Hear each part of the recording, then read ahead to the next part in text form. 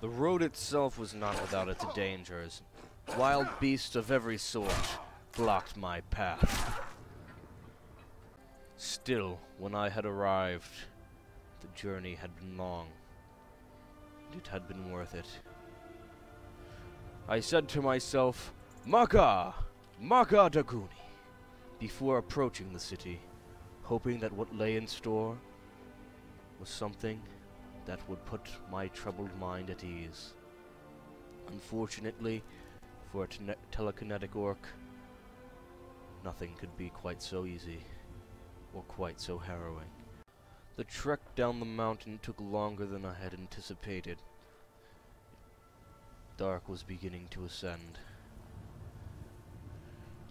Knowing that there was no way I could reach the city walls in time, I had decided instead to opt for temporary refuge. This farmhouse should do the trick. Hopefully. I had felt warmth for the first time in what felt like forever. However, I had to inspect the house. It seemed someone was here. A dreary man, drinking his wine by himself. He seemed to have nothing of value. Even his bed seemed worthless. I thought I could eliminate him quietly. I was wrong. Makadaguni. Maka. I vowed to make this right. That one day I would repay this man. Make something good in the world for his loss of life. But for now, I needed what he had to offer, not what he was. I pilfered his house for food, taking all that I could. Cheese, treats, pies, carrots, anything I could carry. Unfortunately, I was a criminal in the name of the law, and thus, I must become one. For there is no place in society for a man with such a reputation. You're as good as dead. Makadaguni! Maka! Maka! But I did not expect his wife to arrive, or for her to enrage me so. Makadaguni!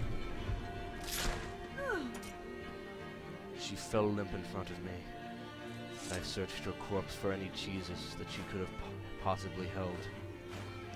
She held a locket. I snatched it as well. Everything they held dear was now mine, and everything they held dear was now gone. Perhaps I was a criminal. Perhaps I was condemned. Still, these situations were forced upon me. Had they been otherwise, perhaps I could have been a better man. I settled into my new surroundings quickly, but something had to be done about the stench. I made a mission of it to collect the bodies. Oh God,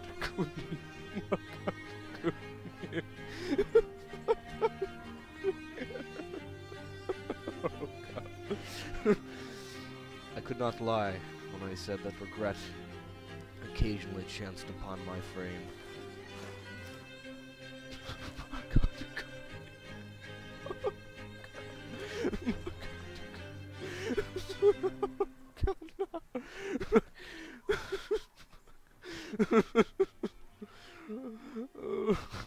What have I become? I questioned. A monster? A madman? An orc with telekinetic powers?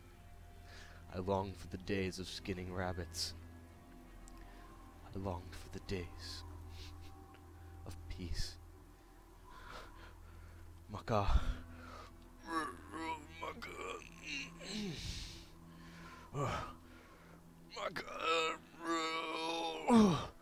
It took all my focus to move their bodies upon the fire, but they were there, and what was done was done.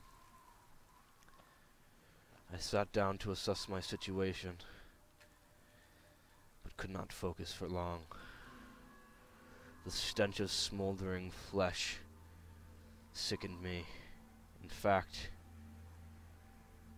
as I sat and heard their flesh pop and crackle, I had become aware of a quite better idea.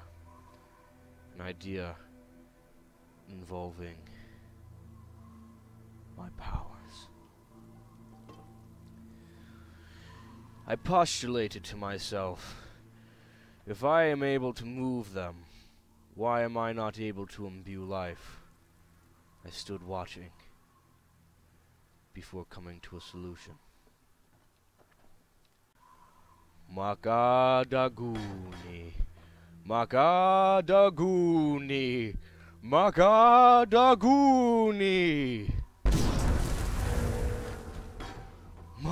Maka, Maka. Oh, come at once. I believe you can hear my thoughts, if I have postulated correctly. Come at once. When the distance from the house was sufficient, I decided to do away with them, one at a time.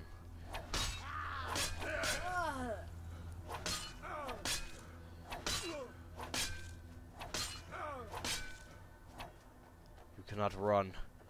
You cannot run. You are mine. I have created you. Obey me.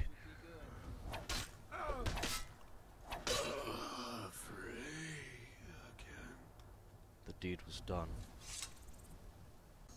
On my arrival home, I began to slowly accept what I had done. Not only had I killed a man and his wife in cold blood, I had killed them again. I had to think, but there was no time to think, and I had not the energy. Instead, I laid down to rest, my weary, weary head.